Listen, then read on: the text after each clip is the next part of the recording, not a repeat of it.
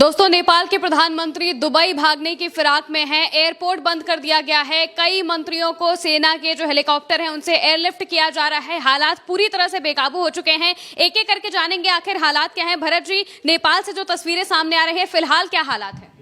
महिमा जी, नेपाल के राष्ट्रपति और नेपाल के प्रधानमंत्री के घर में आग लगा दी गई है और नेपाल के 4 मंत्री अब तक इस्तीफा दे चुके हैं और इस्तीफा देने के बाद नेपाल छोड़कर भाग रहे हैं। प्रधानमंत्री ओली भी नेपाल छोड़कर दुबई भागने की फिराक में है। सेना के हेलीकॉप्टर उनके घर के ऊपर देखे जा रहे हैं। नेपाल के हालात बेकाबू हो चुके हैं। जेन जी का जो प्रदर्शन है, जेन जी मतलब 18 से 27 साल के युवा सरकार के खिलाफ सड़कों पर उतरे। कल हमने देखा संसद में वो कूदे, संसद के ऊपर कब्जा किया, फिर उसके बाद सेना ने गोली चलाई। 20 के आसपास के युवा मारे जा चुके हैं, ये बताया जा रहा है।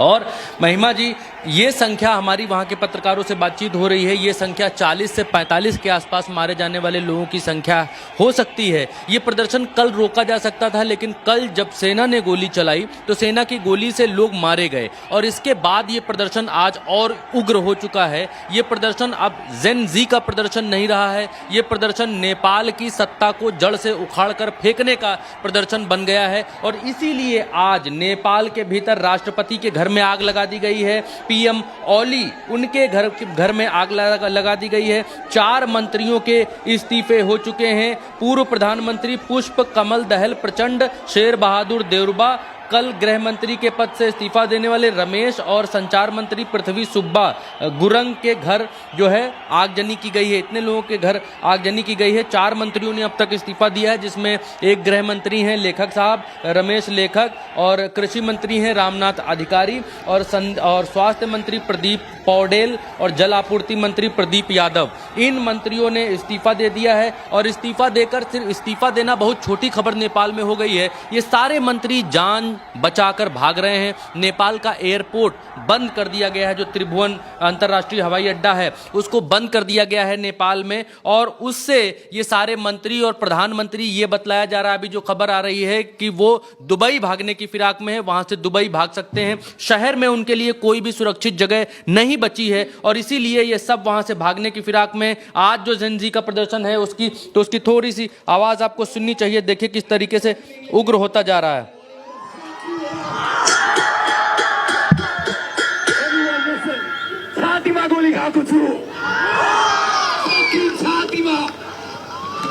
कह रहे छाती पर गोली मारो। मैले प्रपर डकुमेन्टेसन बनाएको छु। यो मेरो रगत हो, नेपालीको रगत हो। नेताहरूले बनाएका छन्, राइट? अब ये वहाँ के नौजवान लोग हैं जो नेपाल की भाषा में बोल रहे हैं। और भी वीडियोस हैं, आप देखिए, इधर आइए, दिखाइए इसको। ये अमेरिका का दलाल कहा जा रहा है गठबंधन की सरकार को। ये जो सरकार है, नेपाल के भीतर जो सरकार चल रही है, ये ओली सरकार जो चल रही है, लेफ्ट और नेपाली कांग्रेस के गठबंधन से चल रही है। इन दोनों के बीच में एक गठबंधन हुआ था कि भाई 1.5 साल हम सरकार चलाएंगे, 1.5 साल आप सरकार चलाइए, और 1.5 साल की सरकार चलाने का ये कॉन्ट्रैक्ट था। लेकिन ओली जब तक प्रधानमंत्री थे, ओली के प्रधानमंत्री रहते हुए ही ये सारा कुछ हो गया है। ये वो संसद है जिसके ऊपर यहाँ के लोगों ने कब्जा कर लिया है। नेपाल के लोगों ने यहाँ की संसद के ऊपर कब्जा कर लिया है। ये अस्पताल है जहाँ पर जितने लोग मारे गए हैं, घायल हैं, सब अपना इलाज कराने के लिए इस अस्पताल में पड़े हुए हैं। नेपाल के बहुत सारे अस्पताल फुल बताए जा रहे हैं।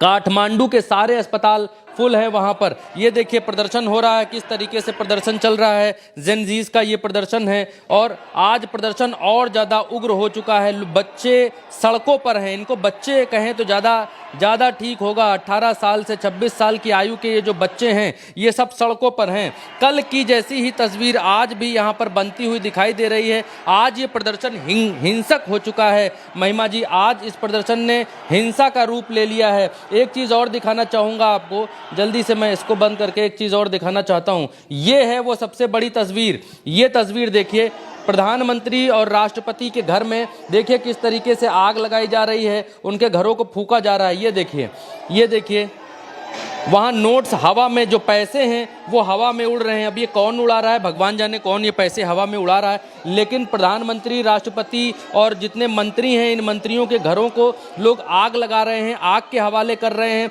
और मंत्रियों के घर देखिए धूं धूं कर जल रहे हैं, पीछे से धुआं निकलता हुआ घरों के भीतर से दिखाई दे रहा है। और गोलियों की आवाज़ें भी यहाँ पर साफ तौर पर सुनी जा सकती हैं। और कुछ लोग ज़मीन से देखिए ये नोट उड़ा रहे हैं, ज़मीन से नोट उड़ा रहे हैं और खुशी मना रहे हैं कि उन्होंने इस सरकार को, इस गठबंधन सरकार को, नेपाली कांग्रेस और लेफ्ट सीपी जो लेफ्ट की सरकार है उसको, उसकी गठबंधन की सरकार को इन लोगों ने उखाड़ कर फेंक दिया है। नेपाल में ऊर्जा मंत्री का घर, वहां के राष्ट्रपति के निजी आवास पर भी कब्जा। अब ओली सरकार का जाना तय लग रहा है। जितनी जल्दी जाए उतनी जल्दी शांति आएगी। नरेंद्र नाथ मिश्रा हैं, भारत के जाने माने पत्रकार हैं, उन्होंने ट्वीट किया। और रास्तों का क्या हाल है ये देखिए, क्योंकि यहाँ पर लोगों ने सब कुछ अपने कब्जे में ले लिया है, कानून व्यवस्था खत्म हो चुकी है। और रास्तों पर किस तरीके की तस्वीरें दिखाई दे रही हैं वो हम आपको दिखला रहे हैं, बतला रहे हैं। अभी जो है सेना इस तरीके से उतारी गई है। ये नेपाल की सड़क का आज का हाल है महिमा जी। आज नेपाल में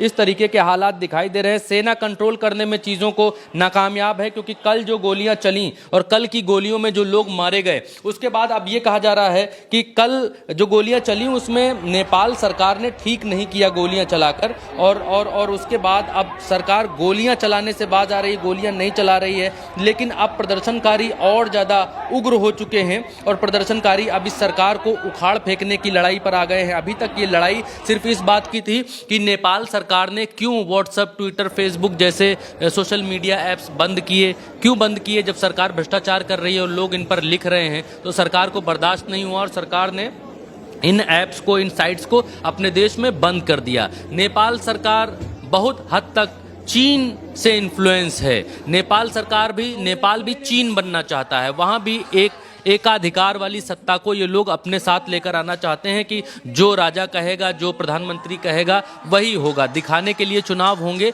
लेकिन यहाँ हुक्म सिर्फ राजा का चलेगा। लेकिन नेपाल की जनता ने ये दिखा दिया है कि यहाँ हुक्म राजा का नहीं चलेगा, जनता का ही चलेगा। और नेपाल चीन नहीं हो सकता। इसीलिए नेपाल की जनता ने, यहाँ के राष्ट्रपति, प्रधानमंत्री, यहाँ की पूरी की सरकार, ये कहना गलत नहीं होगा कि पूरी की पूरी सरकार को उखाड़ कर फेंक दिया है। आज की स्थिति में जब हम देखते हैं नेपाल के त्रिभुवन अंतर्राष्ट्रीय हवाई अड्डे को, तो उसको बंद कर दिया गया है, ब्लॉक कर दिया गया है। अब यहाँ से सिर्फ और सिर्फ यहाँ के मंत्री और नेता ही उड़ सकते हैं। यहाँ से फ्लाइट अप हो सकती है, डाउन नीचे मतलब उतर नहीं सकती है कोई भी फ्लाइट। आसपास के क्षेत्रों में कहा जा रहा है आग लगा दी गई है, जिसके कारण जो है नेपाल का, हाँ, एयरपोर्ट पर आग लगाने के लिए पहुंच रहे थे ताकि यहाँ के प्रधानमंत्री, राष्ट्रपति और बाकी नेता यहाँ से उड़कर भाग ना पाएं। गुस्सा इस स्तर तक पहुंच गया है कि अब ऐप्स ओपन करने या ऐप्स रिलीज करने या ऐप्स को चालू कर देने से बात नहीं बन रही है। अब बात ऐप से आगे बढ़ चुकी है, अब बात जान पर आ चुकी है, क्योंकि सरकार ने 20 से ज़्यादा लोग मार दिए हैं। तो अब ऐप्स बैन, ऐप्स का लॉक खोलने या ऐप्स को हाँ, करप्शन के खिलाफ लोगों की आवाज, करप्शन के खिलाफ आवाज़ थी। देखिए महिमा जी, स्टेप्स में थी, लोग करप्शन के खिलाफ आवाज़ उठा रहे थे। सरकार ने अपनी पैरेलल गोदी मीडिया खड़ी कर दी नेपाल के भीतर। गोदी मीडिया वही बता रहा था जो सरकार कह रही थी। फिर लोगों ने सोशल मीडिया के जरिए आवाज़ उठाने शुरू की। सोशल मीडिया से जब आवाज़ उठाई तो सरकार को बुरा लगा। सरकार को लगा कि गोदी मीडिया को इतना पैसा खर्च करके अपने कब्जे में लिया है और फिर भी आवाज़ें नहीं रुक रही हैं सरकार विरोधी। तो इन लोगों ने उन सोशल मीडिया ऐप्स को बैन कर दिया। जब सोशल मीडिया साइट्स को बैन किया तो उसके बाद लोग सड़कों पर उतर आए सोशल मीडिया बैन खुलवाने के लिए कि आप व्हाट्सएप, फेसबुक, ट्विटर ये सब बैन कैसे कर सकते हैं, इसको खोलिए। प्रदर्शन शुरू हुआ। तो जब प्रदर्शन शुरू हुआ तो लोग संसद के भीतर घुस गए। जब संसद के भीतर लोग घुस गए, 12,000 लोग संसद के भीतर घुसे, तो वहां की सरकार ने गोली चलाने के आदेश दे दिए। सेना ने गोली चला दी, सीने पर गोलियां मारी हैं इन लोगों ने। 20 से ज़्यादा लोग, सरकारी आंकड़ा 19 का है, लेकिन वहां के पत्रकार, हमारे साथी बता रहे हैं तकरीबन 40-45 लोग मारे गए हैं। तो अब ये मामला सोशल मीडिया ऐप्स या साइट से बैन उठाने का नहीं रह गया है। अब ये मामला आर पार की लड़ाई का हो गया है और नेपाल की सरकार को उखाड़ फेंकने का हो गया है। और इसीलिए नेपाल में राष्ट्रपति हो, प्रधानमंत्री हो, वहाँ के मंत्री हो, कोई भी सुरक्षित नहीं रह गया है। जो मंत्री नेता अब तक भौकाल में नेपाल के भीतर सुरक्षा में जी रहे थे, अब सबसे ज्यादा खतरे में वही नेता हैं, सबसे ज्यादा खतरे में वही प्रधानमंत्री हैं, वही राष्ट्रपति हैं। हालात बेकाबू हैं, पूरी की पूरी सरकार देश छोड़कर भागने की फिराक में है और सेना के हेलीकॉप्टर गड़गड़ा रहे हैं और नेपाल के प्रधानमंत्री और राष्ट्रपति के घरों से उनको वहां से रेस्क्यू करके निकालने की तैयारी कर रहे हैं। ये खबरें निकल कर आ रही हैं। बिल्कुल, यानी कि नेपाल में लगातार जो स्थिति है वो बेकाबू होती जा रही है। लोग बिल्कुल भी नहीं चाहते हैं कि ये सरकार सत्ता में रहे, उन्हें सत्ता से उखाड़ फेंकने की उनकी मांग है और इसी वजह से प्रदर्शन लगातार चल रहे हैं। कहा जा रहा है जब तक प्रधानमंत्री इस्तीफा नहीं देंगे तब तक ये प्रदर्शन नहीं रुकने वाला है। अब देखना होगा कि ओली सरकार आखिर करती क्या है। फिलहाल के लिए मेरे साथ इस चर्चा में इतना ही। आप देखते रहिए उल्टा चश्मा यूसी।